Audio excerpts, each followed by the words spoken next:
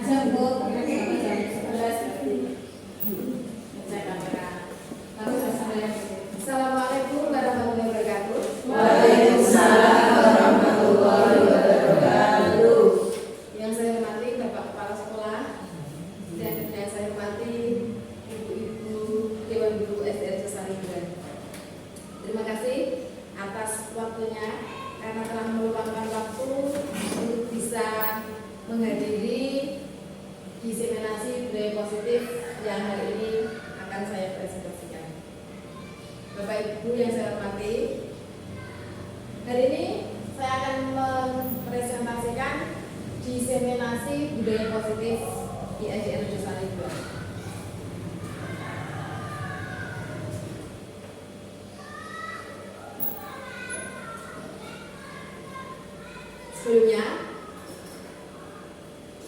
mari Bapak Ibu kita tenangkan hati dan pikiran kita terlebih dahulu.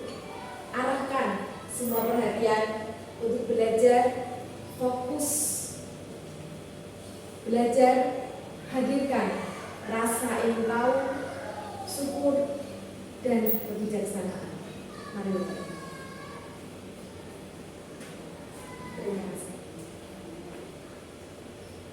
Sebelumnya saya ingin bertanya dulu, apakah Bapak Ibu setuju dengan pernyataan ini? Hukuman dapat mendisiplinkan anak. Apakah belajar setuju? Setuju. Budia setuju? Setuju. Bu Rosi? Tidak setuju. Oke. Umi? Tidak. Bu Is? Setuju. Dulu setuju. Dwi? Setuju. Bu Nova? Setuju. Pak Iwan? Setuju. Ya. Kita simpan jawaban untuk soal yang pertama. Bapak Ibu ada yang setuju, ada yang tidak. Sekarang yang kedua, pemberian hukuman dengan hal positif seperti membaca atau membersihkan halaman sekolah dapat meningkatkan disiplin anak. Setuju Pak Ibu? Setuju. Memberi penghargaan dapat meningkatkan motivasi belajar anak. Setuju? Setuju. Semuanya setuju? Iya. Oke. Semua jawaban panjenengan simpan semua. Apakah di akhir sesi nanti Bapak Ibu masih tetap dengan jawaban Bapak Ibu? Tadi ada yang setuju, ada yang tidak. Oke? Ya. Baik Bapak Ibu, hari ini kita akan membicarakan topik yang pertama, disiplin positif dan nilai-nilai kebajikan diri bersama. Yang kedua, teori motivasi. Yang teori motivasi, hukuman, dan penghargaan restitusi. 3. Keyakinan kelas. 4. Kebutuhan dasar manusia dan dunia berkualitas. Restitusi. 5. Posisi kontrol. Dan restitusi segitiga restitusi. Bapak Ibu pastinya masih asing dengan istilah ini. Benar Bapak Ibu? Iya. Ini mah istilah baru. Nah, mari kita belajar bersama. Apa itu perubahan paradigma? Coba sekarang Bapak Ibu lakukan atau bayangkan ada A dan B. Misalnya Anda dan teman Anda. Sobeklah secari kertas kecil, tuliskan benda atau sesuatu yang sangat berharga untuk Anda. Letakkan di salah satu tangan Anda dan genggam benda atau sesuatu tersebut dengan segala daya upaya. Buatlah sebuah kepala. Kemudian teman Anda yang B akan mencoba dengan sekuat tenaga, dengan berbagai cara untuk meminta Anda memberikan benda tersebut.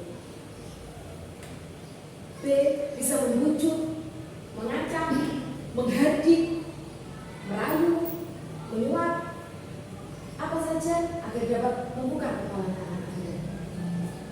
Apa yang terjadi? Coba ulosi. Seandainya Anda dalam posisi A, Bu Umi dalam posisi B. Bu Umi meminta Anda untuk membuka kepala tangan Anda. Apakah Anda setuju? Tidak. Tidak. Mengapa tidak? Karena itu saya khawatir Khawatir. dia akan mengambilnya, karena itu adalah dari keluarga saya. Walaupun Bu Umi mencoba mengancam kamu, menghardik kamu, apakah kamu tetap dengan keyakinan kamu untuk tetap mengepalkan tanganmu? Iya, tetap. Iya tetap. Walaupun dirayu, Iya, tetap. tetap. Ya. Terus sekarang, Bu Is, seandainya Anda dalam posisi A, dulu dalam posisi B, dulu meminta Anda, mengajak Anda, bahkan mengancam untuk membuka kepala tangan Anda. Apakah Anda bersedia melakukan? Tidak, Tidak. saya akan tetap mempertahankannya sekuat tenaga. Apakah di sini ada yang bersedia untuk membuka? Tidak. Tidak ada. Semuanya berarti tidak bersedia untuk membuka ya? Iya. Nah, perubahan paradigma teori kontrol atau ilustrasi kontrol. Ya, jadi tadi Bu Rosi sedang mengontrol dirinya sendiri dengan sekuat tenaga, mempertahankan apa yang dia punya. Walaupun dia diancam, walaupun dia dirayu, disuap, pendiriannya tetap. Sama juga dengan Luis. Sekarang ilustrasi guru mengontrol murid. Seperti itu juga yang kita lakukan pada anak kita. Kita berusaha mengontrol murid-murid kita dengan berbagai cara, dengan kadang dengan berbagai hukuman. Ini atau tidak? Itu guru berusaha mengontrol murid. Bagaimana? Ilusi, bahwa kritik dan membuat orang merasa bersalah dapat menguatkan karakter. Setuju? Bahwa kritik membuat orang merasa bersalah dapat menguatkan karakter. Setuju? Ya. Maksudnya semua penguatan positif, efektif dan bermanfaat. Setuju? Ya, oke. Ilusi bahwa orang dewasa memiliki hak untuk memaksa. Tidak. Tidak. Mengapa tidak? Tidak semua orang kita harus bisa maksa. Ya, tergantung. Ya kata dulu. Contoh kasus Bu Rosi mengepalkan tangan. Dia dipaksa untuk membuka kepala tangannya. Walaupun Bu Umi orangnya lebih dewasa, lebih mungkin usianya lebih dewasa, nggih. Tapi dia, ya badannya lebih besar juga. Tapi dia tidak bisa memaksa. Kita lebih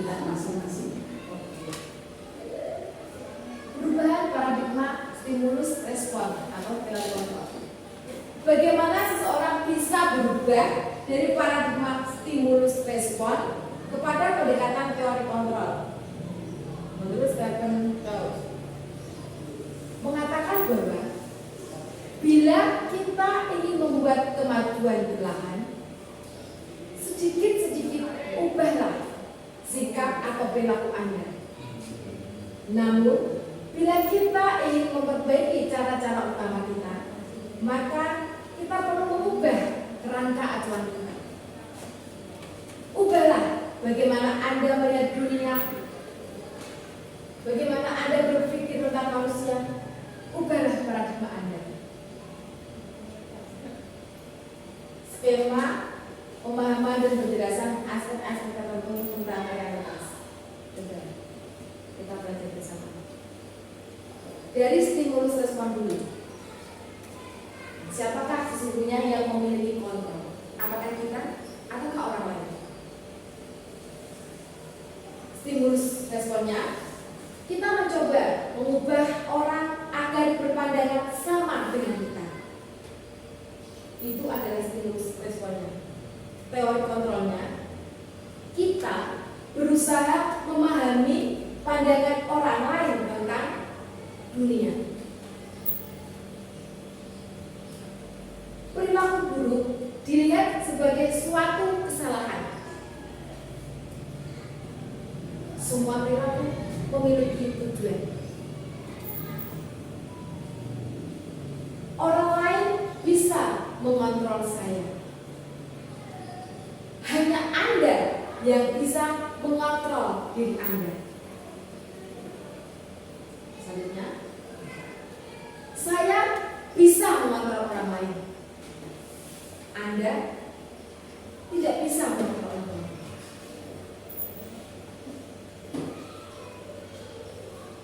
Pemaksaan ada pada saat rujukan gabungan, kolaborasi dan konsensus menciptakan pilihan-pilihan baru. Model berpikir menang atau kalah. Model berpikir menang. Menurut Anda, dari stimulus respon dan teori kontrol, mana yang membawa dampak positif? Stimulus kan atau respon? Gimana? Bisa nih? Teori kontrol kalau menurut saya Ya. bisa membawa dampak positif. Ya. Ini Teori kontrol terutama pada kolaborasi dan konsensus menciptakan pilihan-pilihan baru. Itu karena memiliki anggapan bahwa kita memiliki kolaborasi tidak semuanya yang harus kita menangkap ego kita. udah sih. Semuanya sama-sama bagus, Ya. tapi lebih ke teori kontrol. Jika kita cenderung ke teori kontrol, itu memang lebih berdampak ke budaya positif. Kita setuju ya? Oke. Sekarang kita ke disiplin positif. Bapak Ibu, kita lanjut ke disiplin positif. Konsep disiplin positif. Kebanyakan orang akan menghubungkan kata disiplin dengan tata tertib, teratur, dan kepatuhan pada peraturan. Kata disiplin juga sering dihubungkan dengan hukuman, padahal itu sungguh berbeda.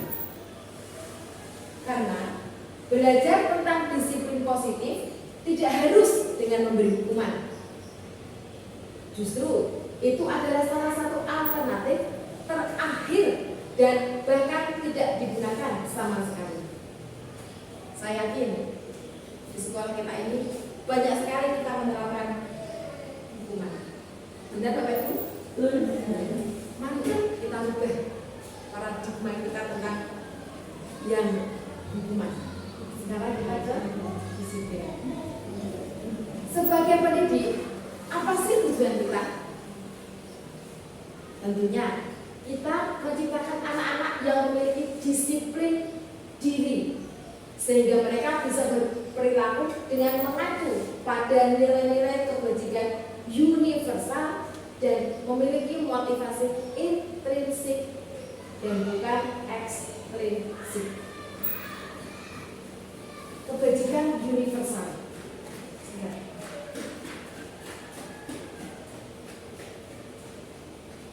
Masih ingat dengan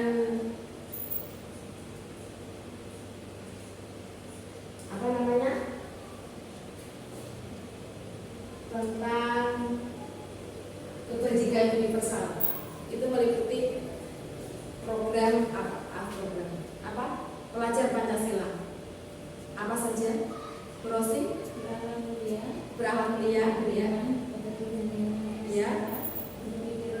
Ya, disiplin, ya, gotong royong, ya, mandiri, ya, dan kreatif. ya. Tapi pelajar Pancasila yang sedang kita gembur-gemburkan ya, itu adalah tujuan dari kita sebagai pendidik. Nah, sekarang motivasi perilaku manusia. Semua orang jika melakukan sesuatu itu pasti ada tujuannya. Nah, tujuan itu biasanya dari dengan motivasi. Nah, motivasi ini adalah tingkat ya. Pertama itu adalah untuk menghindari ketidaknyamanan atau hukuman. Orang melakukan sesuatu itu karena untuk menghindari ketidaknyamanan atau hukuman. Nah, motivasi ini itu adalah tingkat terendah dari motivasi perilaku manusia. Biasanya orang akan bertindak untuk menghindari masalah yang akan timbul. Orang dengan motivasi ini akan bertanya, apa ya yang akan terjadi bila saya tidak melakukannya? Orang yang mempunyai motivasi seperti ini itu adalah orang yang motivasinya sangat rendah. Kenapa? Tulis selalu tepat waktu jika berangkat sekolah. Apa yang memotivasi tulis? Ya, pertama sebagai guru memang kita harus memberikan contoh teladan kepada anak. Itu yang utama. Kalau gurunya disiplin waktu, insya Allah anaknya pun ikut disiplin waktu juga. Itu yang menjadi alasan tulis selalu datang tepat waktu. Bukan untuk menghindari ketidaknyamanan atau hukuman. Mungkin nanti kalau saya terlambat pinggir saya, nanti sertifikasi saya dipotong. Bukan seperti itu deh. Selanjutnya motivasi yang kedua adalah untuk mendapatkan imbalan atau penghargaan dari orang lain. Pada tingkat motivasi ini, orang akan berperilaku untuk mendapatkan imbalan atau penghargaan dari orang lain. Orang dengan motivasi ini akan bertanya, apa yang akan saya dapatkan apabila saya melakukannya?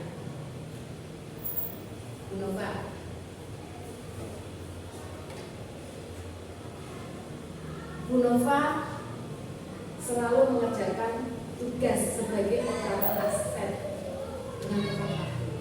Apa alasannya? Kenapa Bu Nova mengerjakan yang tepat waktu? Karena menurut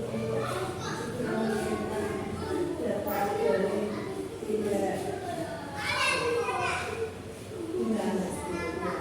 Bukan karena nanti kalau sudah selesai saya mendapat imbalan. Bukan seperti itu, Gen? Bukan. Ya, alhamdulillah. Berarti emang benar sendiri bagus-bagus motivasinya. Oh, tidak benar bukan betul. Ya. Selanjutnya motivasi yang ketiga adalah untuk menjadi orang yang mereka inginkan dan menghargai diri sendiri dengan nilai-nilai yang mereka percaya.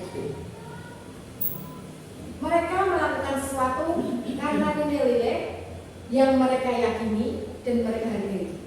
Dan mereka melakukannya karena mereka ingin menjadi orang yang melakukan nilai-nilai yang mereka yakini tersebut. Ini adalah motivasi yang akan membuat seseorang memiliki disiplin positif. Karena motivasi berperilakunya bersifat internal, bukan eksternal. Orang dengan motivasi ini akan bertanya, akan menjadi orang yang seperti apa apabila saya melakukannya. Jadi tadi motivasi dari Bu Nova jika melakukan sesuatu itu termasuk motivasi yang nomor 3. Nah, seperti itulah motivasi yang diinginkan. Ya, jadi motivasi dari diri sendiri, bukan karena takut karena dihukum, bukan karena ingin mendapat imbalan, tapi benar-benar dia ingin meningkatkan disiplin. Diharapkan semua Bapak Ibu guru menerapkan motivasi yang nomor 3 ini. Motivasi yang dari dalam.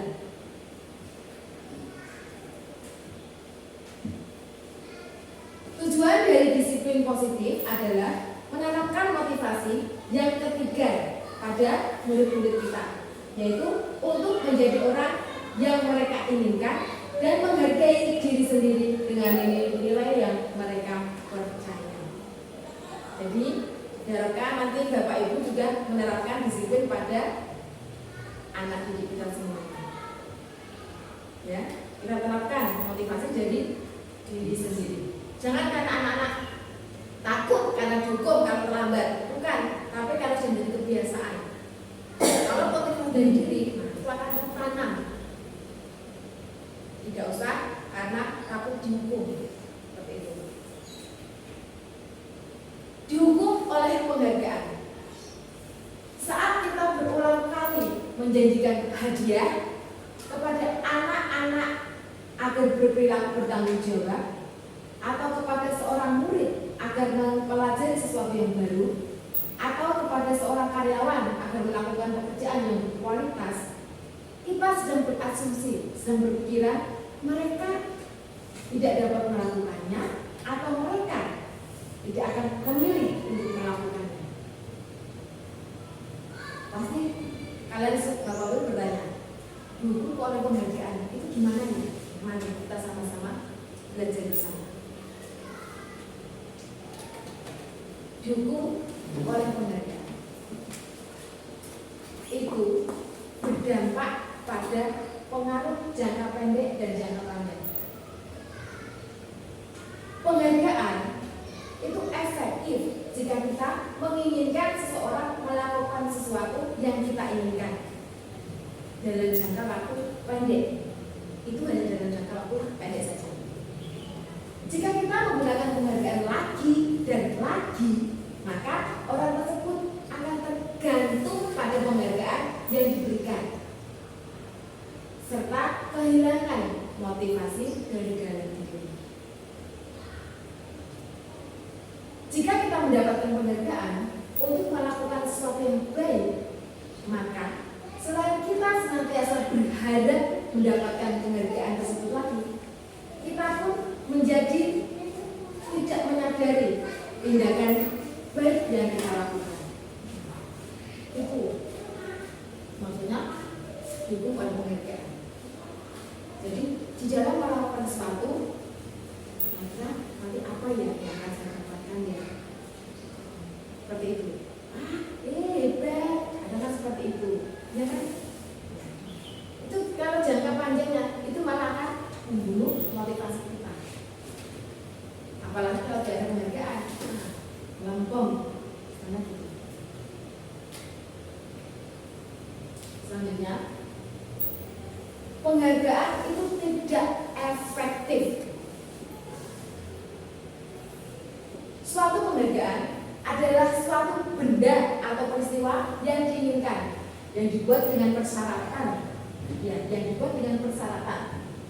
Hanya jika Anda melakukan hal ini, maka Anda akan mendapatkan penghargaan yang diinginkan.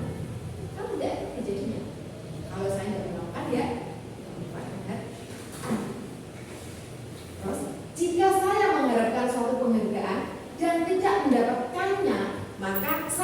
kecewa dan berkecil hati. Serta kemungkinan lain, saya tidak akan berusaha sekeras sebelumnya. Jika kita memberikan seseorang suatu penghargaan untuk melakukan sesuatu, maka kita harus terus-menerus memberikan penghargaan itu. Jika kita ingin orang tersebut meneruskan perilaku yang diinginkan. Orang yang berusaha berhenti merokok atau orang yang berusaha diet menguruskan badan, bila diberikan penghargaan, hampir pasti tidak berhasil. Karena apa? Motivasinya dari luar, bukan kesadaran dia. Jadi penghargaan tidak efektif.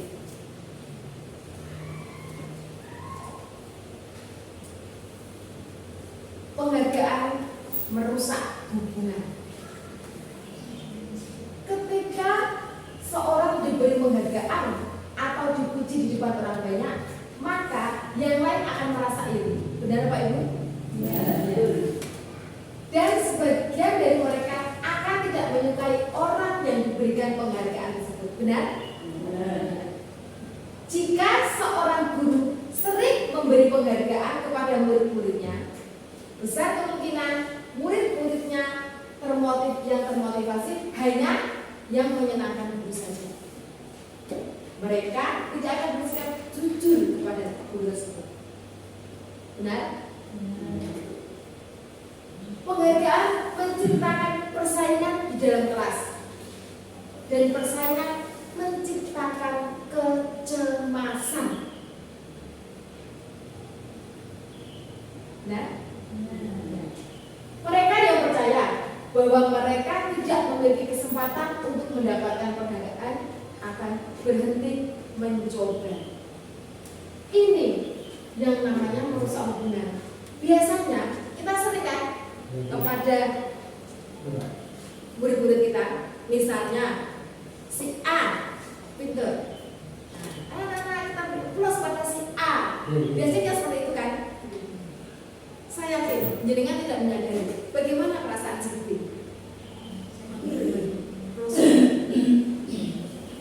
Nanti akan timbul kecemburuan. Iya apa tidak? Makanya kalau biasakan, kalau anak-anak sudah memberi jawaban yang bagus, jangan kasih plus atau mungkin bagus ya betul. Terima kasih atas jawabannya. Seperti itu malah bagus. Nanti tidak akan menimbulkan kecemburuan pada siswa yang lain. Nah, biar mereka tetap merasa dihargai, disayangi oleh gurunya. Penghargaan mengurangi ketepatan.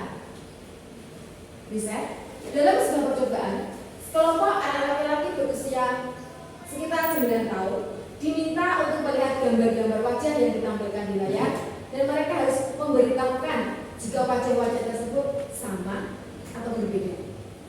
Gambar-gambar tersebut hampir sama. Beberapa dari mereka diberi penghargaan dalam bentuk uang.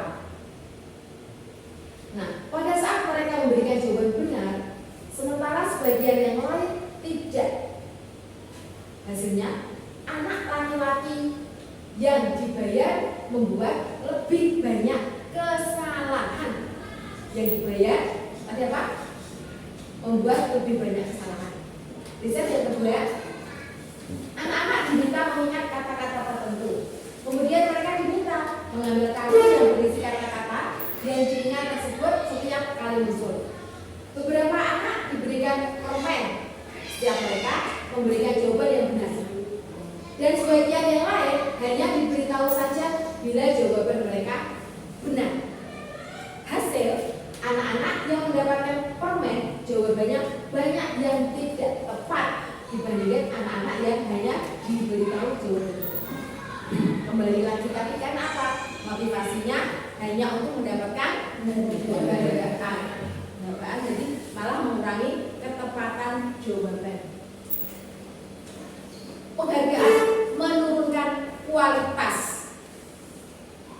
Pengamatan dilakukan pada sekelompok mahasiswa yang sedang kerja praktek di sebuah surat kabar di universitas. Saat sambil belajar menuliskan sebuah artikel tentang sebuah judul berita utama. Seiring waktu, mahasiswa tersebut semakin mampu bekerja dengan cepat. Kemudian ada beberapa mahasiswa yang dibayar untuk setiap judul berita utama yang mereka mampu hasilkan. Dan setelah beberapa lama, mahasiswa yang dibayar ini hasil kinerjanya berhenti berkembang. Mereka yang tidak menerima bayaran terus berupaya mengasah diri menjadi yang lebih baik. Jadi kualitas orang yang dibayar sama yang tidak mendapatkan bayaran itu lebih bagus yang tidak mendapat bayaran. Jadi penghargaan itu menunjukkan kualitas. Selain itu, penghargaan memamerkan kreativitas. Murid-murid diminta berpikir mengenai hadiah atau penghargaan yang bisa mereka dapatkan bila berhasil menulis sebuah puisi. Kreativitas kelompok murid-murid ini menjadi berkurang dibandingkan dengan yang tidak diberitahukan tentang hadiah yang bisa mereka terima. Nah, penelitian menunjukkan bahwa pekerjaan seni atau sebuah penulisan cerita menjadi kurang kreatif bila dijanjikan sebuah hadiah atau penghargaan. Dalam tugas-tugas memecahkan masalah, para murid memakan waktu lebih lama dan memberikan jalan keluar yang kurang efektif saat mereka dijanjikan suatu penghargaan. Ini semua berdasarkan riset buku, berdasarkan penelitian, bukan hanya sebuah pemikiran saja, tapi berdasarkan riset. Nah ini penghargaan menghukum mereka yang tidak mendapatkan penghargaan, misalnya dalam sistem ranking. Ini yang sering kita hadapi. Mereka yang mendapatkan ranking kedua akan merasa paling dihukum. Kenapa saya ranking 1? Kenapa saya ranking 2? Nah, memberikan penghargaan dan hukuman adalah hal yang sama. Jadi harga itu juga sama dengan hukuman. Karena keduanya mencoba mengendalikan perilaku seseorang. Karena orang pada dasarnya tidak suka dikendalikan dalam jangka waktu yang lama. Makanya penghargaan akan terlihat sebagai hukuman. Jika suatu penghargaan diharapkan, namun Anda tidak mendapatkannya, Anda akan merasa dihukum oleh penghargaan itu sendiri. Ini motivasi dari dalam sendiri atau intrinsik yang paling penting. Saat seorang anak belajar untuk pertama kali menggabungkan huruf dan kata-kata serta menyadari bahwa ia dapat membaca, timbul pijar di matanya dan sebuah senyuman di wajahnya. Anak tersebut begitu gembira bahwa ia telah mempelajari dan menguasai suatu keterampilan baru. Bapak Ibu, kita kembali ke keyakinan kelas. Mengapa tidak peraturan saja? Mengapa harus keyakinan kelas? Dwi, mengapa kita memiliki peraturan harus menggunakan helm bila mengendarai kendaraan motor? Apa alasannya kok kamu pakai helm kalau naik sepeda motor? Untuk mematuhi undang-undang. Bisa nih? Yang pertama untuk mematuhi peraturan dari polisi ya. Yang kedua itu untuk menjaga keselamatan diri agar kalau seumpama jatuh tidak melukai diri sendiri. Keselamatan. Ya, keselamatan. Apakah kalau misalnya kita pergi ke rumah tetangga tidak melewati jalan raya, apakah tetap menggunakan helm? Umi? Iya. Iya. Jadi kemana saja pakai helm? Iya. Iya, rata-rata orang. Kenapa? Seharusnya seperti itu. Rata-rata begitu. Pakai Berarti helm, melewati puisi atau apa pakai helm. Kalau padahal kecelakaan bisa terjadi di mana saja. Iya toh Pak. Misalnya kita kalau tetangga bisa saja kan kecelakaan jatuh atau gimana. Jadi itu gimana? Tetapi pemahaman orang itu kan kalau pergi jauh pakai ini, kalau kita tidak usah. Sebenarnya itu di luar dari itu. Jadi begini, mereka memakai helm ketika pergi jauh. Di samping karena ada aturan, mereka berkeyakinan jika ada apa-apa jaraknya jauh, itu kan resikonya semakin besar. Jika ke tempat yang dekat tidak memakai helm karena risikonya semakin sedikit. Jadi motivasinya yang pertama karena tadi jaraknya jauh, jadi dia pakai helm. Kalau dekat dia tidak pakai helm. Jadi motivasinya tadi bukan dari dalam, ya betul. Ya betul. Pak, ya kalau motivasi kita dari dalam karena ingin selamat. Nah, itu kan kita bisa memakai terus demi keamanan diri sendiri, bukan karena takut sama pemerintah nanti dicekel polisi, bukan. Terus mengapa kita memiliki peraturan 3M, menggunakan masker, mencuci tangan, menjaga jarak 1,5 meter? Mengapa? Bukan jarak, bukan peraturan atau menjaga kesehatan. Ada sehat. Ya, motivasinya ada juga. Tolong fokuskan lagi mana yang lebih penting buat kita. Kalau kita hanya untuk mentaati peraturan saja, nanti kalau peraturan itu berubah, jenengan tidak mau motivasi lagi. Jadi motivasinya itu dari luar. Untuk mendukung motivasi intrinsik, kembali lagi ke nilai-nilai atau keyakinan-keyakinan. Lebih menggerakkan seseorang dibandingkan mengikuti serangkaian peraturan. Jadi kalau motivasinya dari dalam itu akan istiqomah, seperti itu. Oke. Tapi kalau dari luar, ya itu kalau aturannya tidak ada, ya udah tidak pakai lagi. Keyakinan akan lebih memotivasi seseorang dari dalam atau memotivasi secara intrinsik, bukan peraturan ya, tapi keyakinan. Seseorang akan lebih tergerak dan bersemangat untuk menjalankan keyakinannya daripada hanya sekedar mengikuti serangkaian peraturan yang mengatur mereka harus berlaku begini atau begitu, yang membuat ketidaknyamanan dan keterpaksaan. Jadi jika sesuatu kita lakukan kok karena peraturan, kita akan terbebani. Tapi kalau keyakinan kita, aku nak selamat, itu akan malah kita menjalankannya dengan jujur. Gitu. Karena keyakinannya sudah tertanam pada diri sendiri. Nah, mari kita membuat keyakinan di kelas kita masing-masing. Langkah-langkahnya yang pertama, keyakinan kelas hendaknya bersifat abstrak. Dituliskan berupa pernyataan-pernyataan universal, senantiasa dibuat dalam bentuk positif, hendaknya tidak terlalu banyak sehingga mudah diingat dan dipahami oleh semua warga kelas. Sebaiknya sesuatu yang dapat diterapkan di lingkungan sesuai dengan kondisinya. Semua warga kelas hendaknya ikut berkontribusi dalam pembuatan keyakinan kelas lewat curhat pendapat. Bersedia meninjau kembali keyakinan kelas dari waktu ke waktu. Ini adalah langkah-langkah dalam pembuatan keyakinan kelas. Dan saya sudah mempraktekannya. Bapak Ibu bisa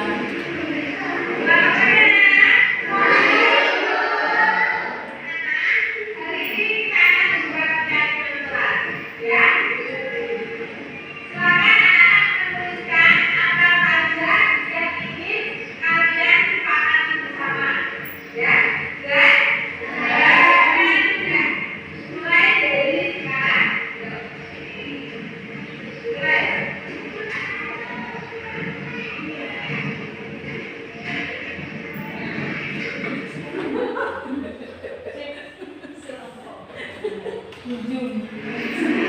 Ini adalah proses pembuatan keyakinan kelas oleh anak-anak kelas 5 SDN Sejosari juga. Ya, silakan. Kesepakatan apa yang ingin kalian buat dengan guru pada waktu kita akan melaksanakan belajaran nanti, ya? Silakan semuanya dituliskan.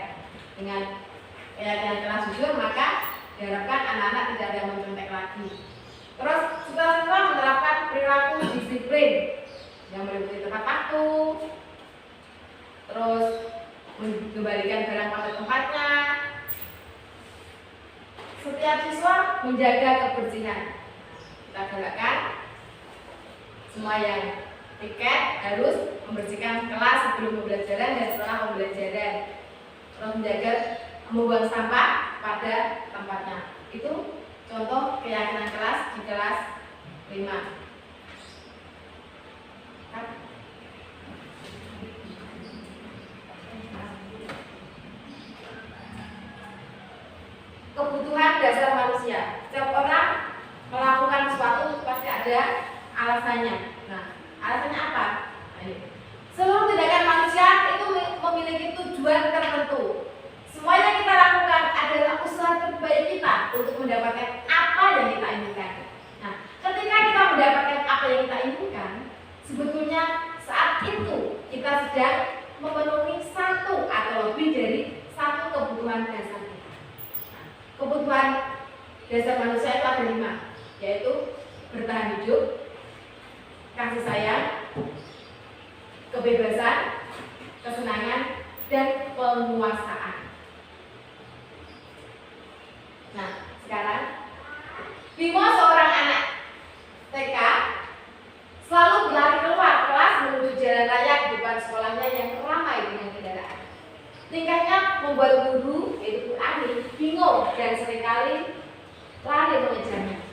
Ada beberapa kemungkinan jawaban yang diberikan Bimo.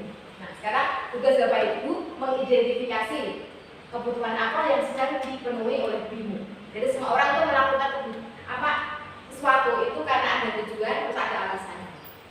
Pertama, Bimo ditanya, jawabannya seperti ini. Aku senang main kejar-kejaran dengan ibu guru, seru. Coba sekarang, Bu Santi, kebutuhan apa yang sedang dipenuhi oleh Bimo? Kalau menurut saya itu kesenangan. Ya, kebutuhan kesenangan. Bimo sedang memenuhi kesenangannya untuk berlari. Yang kedua, aku hebat kan, bisa bikin ibu guru kejar aku. Juga bumi, kebutuhan apa yang sedang dipenuhi? Dia merasa bangga. Bangga itu kebutuhan apa? Kira salah satu. Bebas. Kebebasan. Aku hebat kan, bisa bikin ibu guru kejar. Mungkin ada jawaban yang lain. Terus sih? Penguasaan. Ya, itu sebenarnya yang sedang dipenuhi itu kebutuhan penguasaan. Dia hebat, menunjukkan dia itu hebat. Ya, bisa membuat Bu Ani kejar dia. Itu penguasaan sebenarnya yang sedang dipenuhi. Ibu kejar aku karena ibu sayang aku. Ibu kejar aku karena ibu sayang aku. Coba, kuis Cinta dan kasih sayang. Iya, cinta dan kasih sayang sedang mencoba dipenuhi oleh Bimo dengan cara ibu kejar aku karena ibu sayang aku. Itu adalah kebutuhan cinta dan kasih sayang. Aku bosan belajar mewarnai terus di dalam kelas. Coba, Rosi. Kebebasan. Ya, dia merasa bosan karena belajar di dalam kelas terus. Makanya Bapak Ibu guru kalau mengajar siswanya jangan hanya di kelas. Nanti anak-anak biar tidak bosan. Coba sekali-kali diajak keluar. Belajar di luar kelas itu lebih menyenangkan dan lebih asik dan anak lebih termotivasi. Jadi 5 kebutuhan dasar manusia. Yang pertama tadi kebutuhan bertahan hidup. Ya, pastinya Bapak Ibu jelas deh. Dia melakukan karena ini memenuhi kebutuhan untuk bertahan hidup, misalnya kesehatan, rumah, makan, kebutuhan psikologis, dan kebutuhan merasa aman. Yang kedua, cinta dan kasih sayang atau kebutuhan untuk diterima. Jelas deh? Selanjutnya kebutuhan dasar yang ketiga adalah kebutuhan penguasaan. Karena ini menunjukkan jiwaku. Nah, itu penguasaan. Terus kebebasan, kebutuhan kebebasan. Dia ini bebas. Ya. Terus yang terakhir kesenangan, agar dia itu merasa senang. Nah, saya yakin Bapak Ibu sudah tahu masalah kebutuhan dasar manusia.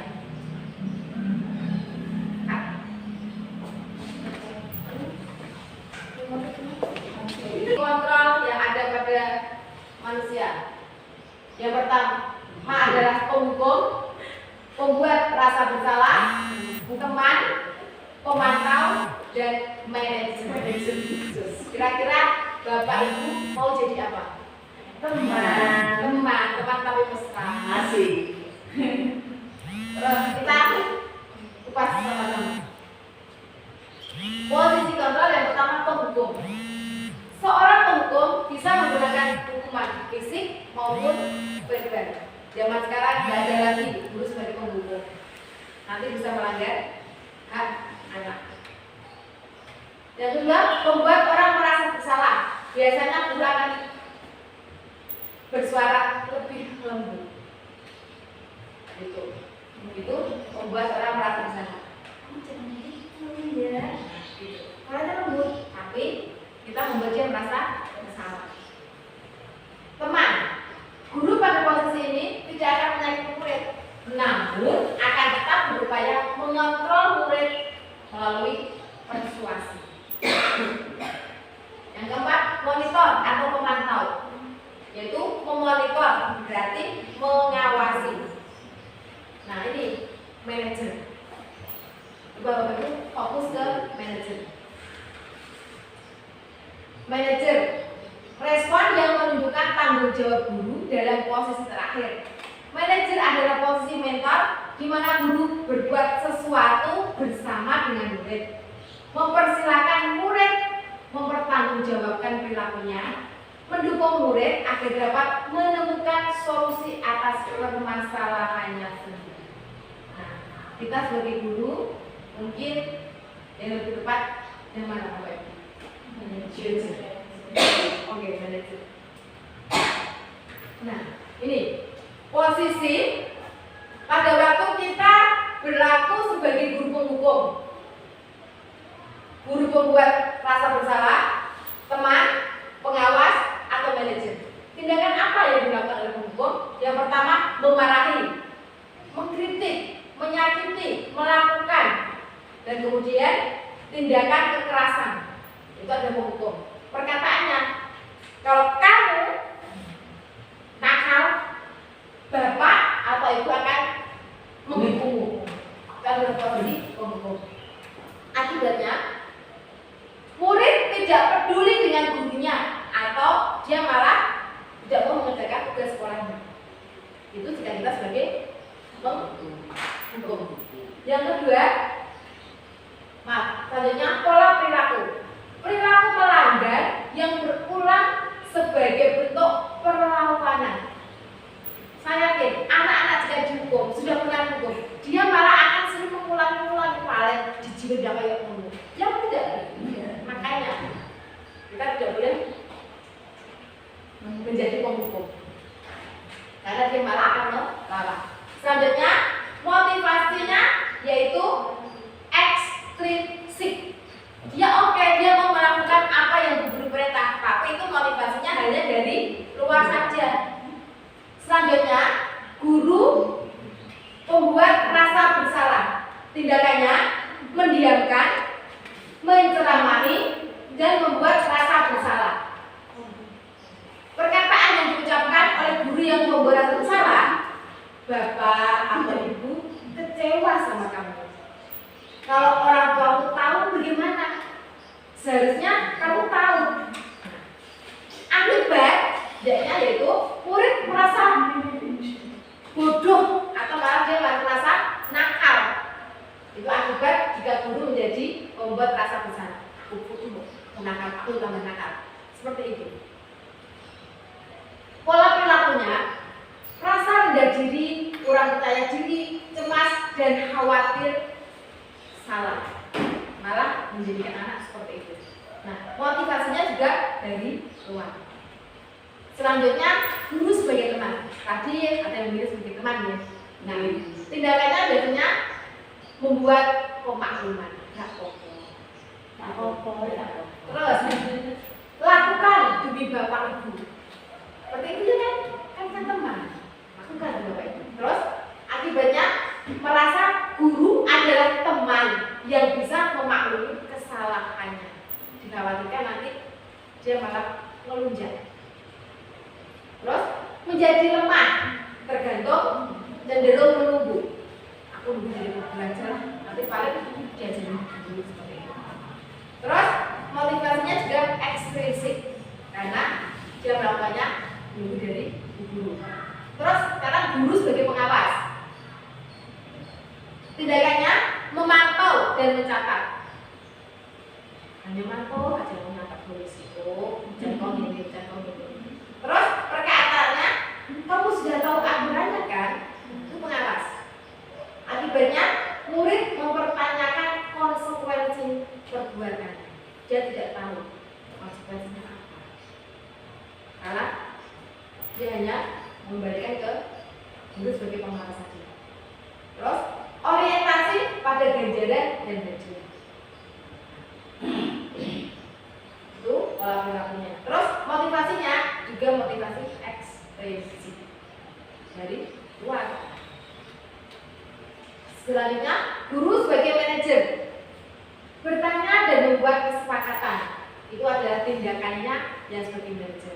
Bertanya, kenapa kamu melakukan ini? Seperti itu. Terus tindakannya apa sebenarnya harapanmu? Begitu bijaksana. Akibatnya apa yang bisa saya lakukan untuk memperbaiki? Bertanya, kembalikan ke murid. Terus disiplin dari dalam itu adalah pola perilaku. Motivasinya itu intrinsik dari dalam. Nah, kita sebagai guru sebaiknya menerapkan posisi yang mana? Manajer. Ya, Bu Is, mengapa kok menerapkan posisi sebagai manajer? Ya tadi agar anak-anak bisa melakukan sesuatu suatu hal yang baik itu karena motivasi dari dalam dirinya sendiri. Guru hanya sekedar membantu agar anak-anak itu bisa menyelesaikan masalahnya sendiri seperti itu. Benar Bapak Ibu, kita sebagai guru selayaknya bertindak sebagai manajer yang sudah tua. Semua masalah kembalikan ke anak lagi. Seorang anak melakukan salah tadi itu karena ada tujuannya, ada alasannya dia melakukan apa. Kita sebagai guru harus mengamati juga apa ya alasannya ya tadi dia berlaku seperti itu. Kita cari permasalahannya. Itu kan nanti kita kembalikan ke anak lagi. Ya. Segitiga restitusi. Kita lanjut ke segitiga restitusi. Apa itu restitusi? Restitusi adalah proses menciptakan kondisi bagi murid untuk memperbaiki kesalahan mereka sehingga mereka bisa kembali kepada kelompok mereka dengan karakter yang lebih kuat tentunya. Gosen beritahu. Restitusi juga adalah proses kolaboratif yang mengajarkan murid untuk mencari solusi untuk masalah dan membantu murid berpikir tentang orang seperti apa yang mereka inginkan dan bagaimana mereka harus memperlakukan orang lain.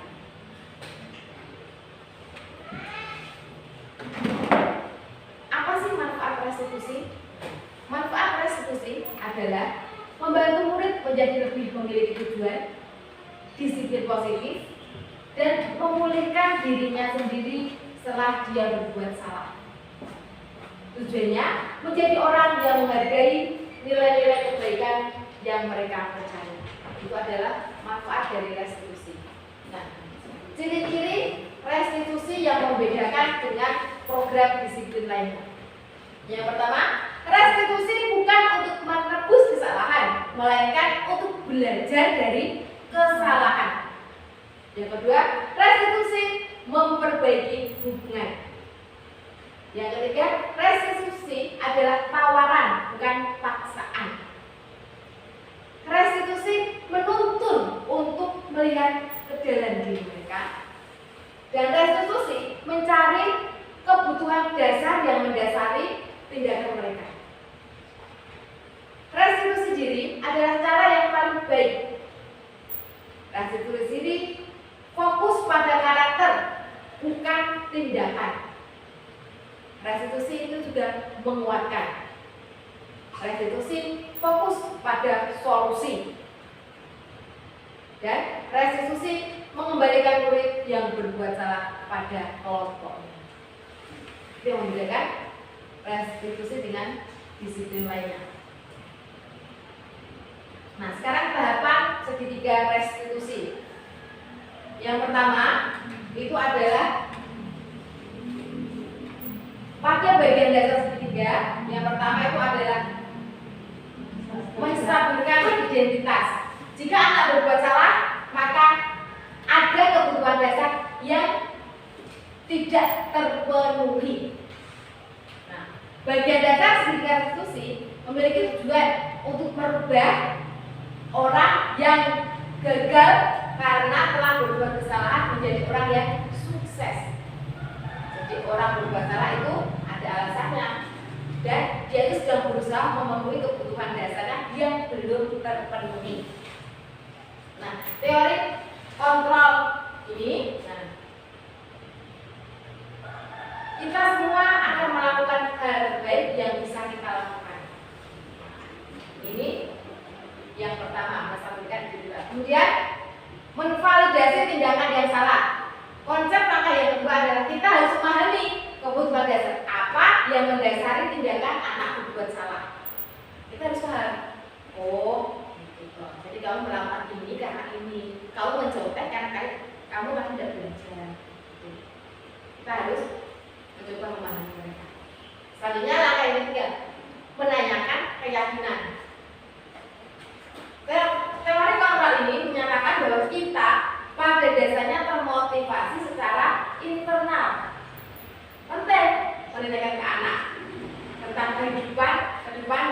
dia inginkan. Nah, ketika mereka sudah menemukan gambaran masa depannya, guru dapat memantau mereka untuk tetap fokus pada gambaran ini. Nah, ini termasuk dari motivasi internal. Nah, sekarang contoh kalimat-kalimat pada tahapan restitusi. Tadi yang pertama, memvaliditas. Berbuat salah itu tidak apa-apa. Tidak ada manusia yang sempurna. Bapak itu tidak tertarik kepada siapa yang salah, tapi Bapak itu ingin mencari solusi dari permasalahan ini. Itu pertanyaan yang seharusnya kita ucapkan pada anak. Nah, goblok kamu, berarti itu tidak boleh. Okay? Terus yang kedua, kamu pasti punya alasan mengapa melakukan hal itu. Kamu boleh mempertahankan sikap itu, tapi kamu harus menambah sikap yang baru. Nah, ini memvaliditas. Selanjutnya, mengembalikan keyakinan. Apa nilai-nilai umum yang kita sepakati? Apa bayangannya? Apa bayangan kita tentang kelas dan ideal? Kamu mau jadi orang yang seperti apa? Kita memberikan mereka pada keinginan dia seperti apa.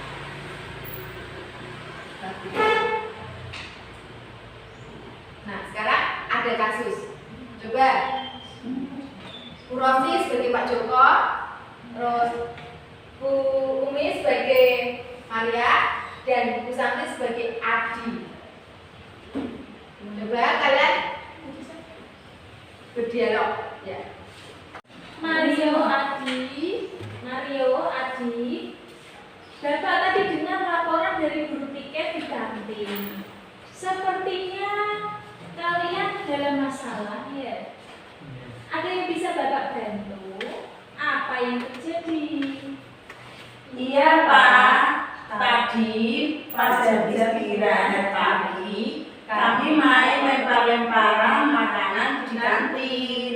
Tapi tidak sengaja malah kelempar kena wajah Ibu Dina, kepala sekolah, ketika beliau sedang berjalan.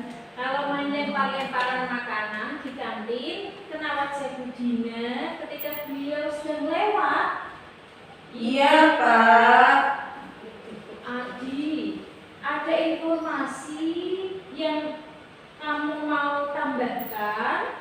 Adi, Kami tidak bermaksud melakukannya, tapi kami tidak sengaja. apakah kalian tahu kalau kalian berada dalam masalah sekarang? Iya.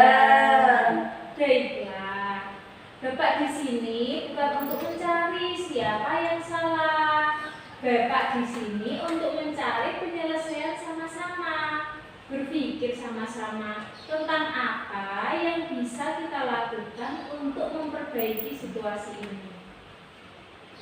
Kalian pasti melakukan itu ada dasarnya, ya? Pasti seru ya main lempar-lemparan makanan, ya? Iya Pak.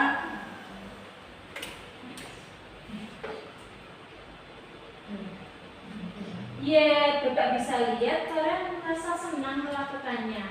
Tapi yang kalian lakukan itu merugikan orang lain, sehingga sekarang kalian dalam masalah. Iya Pak.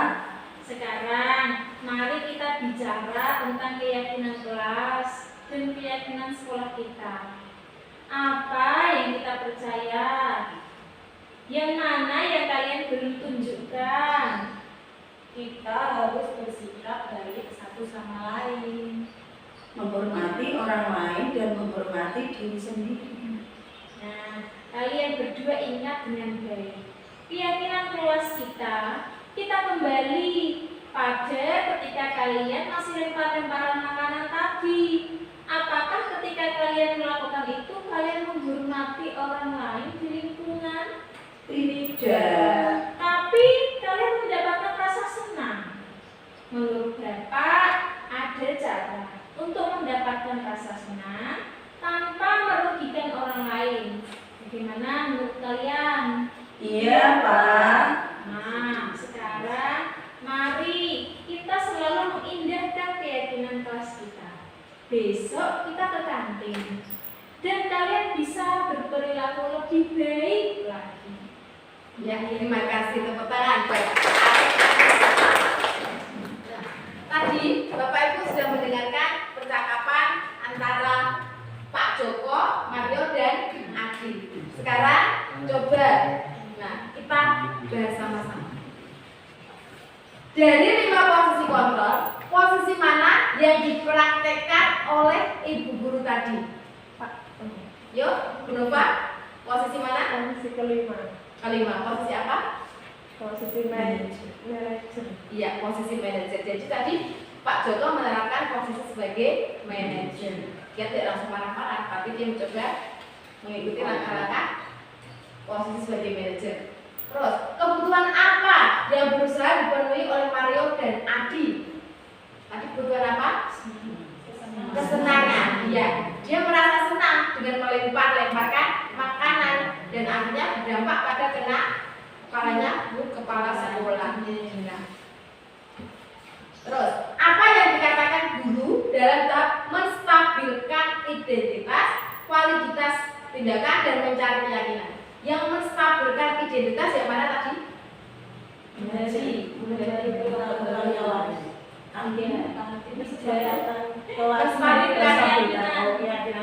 Menstabilkan kesepakatan kelas masalah. Iya, apakah kalian ada masalah? Nah, itu menstabilkan identitas. Saya mendapat laporan dari kualifikasi dulu. Itu menstabilkan. Saya mendapat laporan dari siapa tadi bahwa kamu kemarin main lempar-lemparan. Nah, itu menstabilkan identitas. Terus, validitas tindakan. Memastikan, betul. Tadi apa benar yang dikatakan oleh Bu itu? Nah, terus mencari keyakinan. Tadi Mencari keyakinan dari pembenaran daripada organisasi dengan bertanya sama anak yang bersangkutan, konfirmasi secara langsung, mengembalikan keyakinan. Terus langkah-langkah apa ya tadi ingin kamu lakukan? Nah, itu mengembalikan keyakinan. Paham ya Pak Ibu? Langkah-langkahnya. Nah, ini kemarin saya sudah mencoba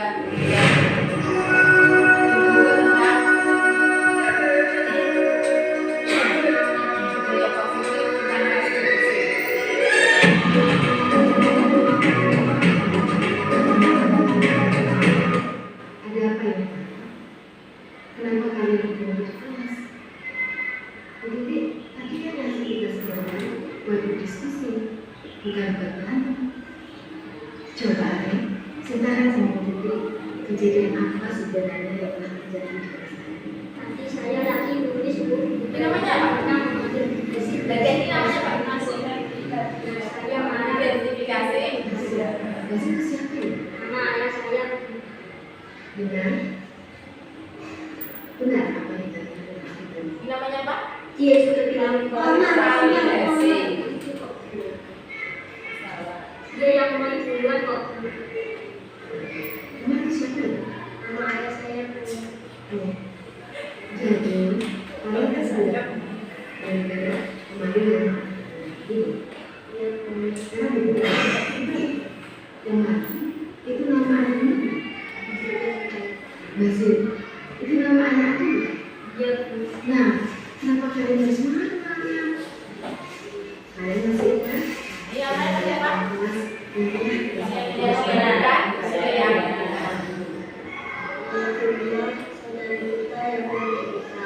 Anak sekolah saudara kita yang memiliki kita. bersama saudara dan saudara. Saling menyayangi dan saling menghormati guru. Jadi kenapa? Saudara pasti telah melakukan kesalahan. Sekarang apa yang ingin Anda lakukan? Maaf dan juga mengulangi guru. Saya minta maaf lagi. Sama-sama minta saya juga minta maaf. Bagus ya. Juga itu. Anak-anak ya, kalian harus saling menyayangi dan saling. Ya. Sekarang silakan membaca.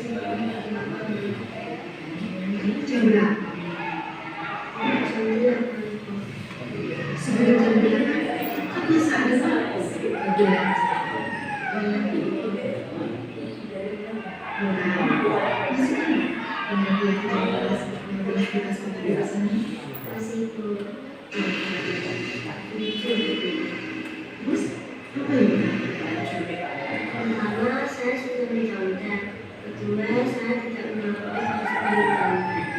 Jadi, untuk melakukan kesalahan, itu perintah Allah. Perintah melakukan kesalahan dengan cara berdoa untuk melakukan kesalahan. Untuk kita, setiap orang pasti pernah melakukan kesalahan. Terus, apa yang akan kita lakukan? Saya berjanji tidak akan melakukan ketidakjujuran lagi dan akan melakukan semua keadilan jelas yang telah kita sepakati bersama. Tidak mungkin jujur.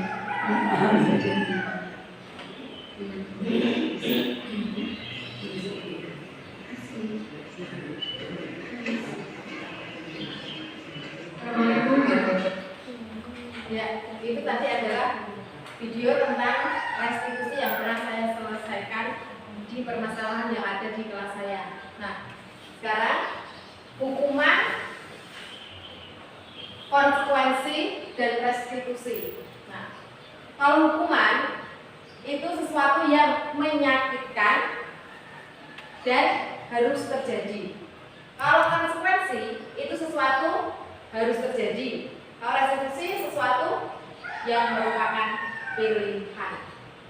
Jadi menurut Bapak Ibu, antara hukuman, konsekuensi, dan restitusi, manakah yang dampaknya positif? Restitusi. Setuju dengan restitusi? Ya, memang harusnya kita sebagai guru harus menerapkan restitusi. Ya, dan ada 3 langkah tadi, segitiga restitusi.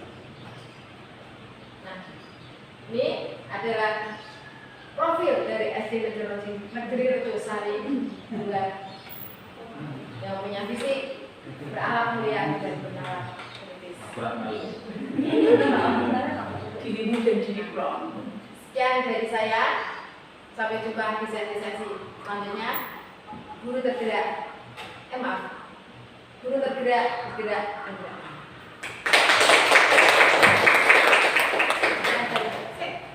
Ya mas,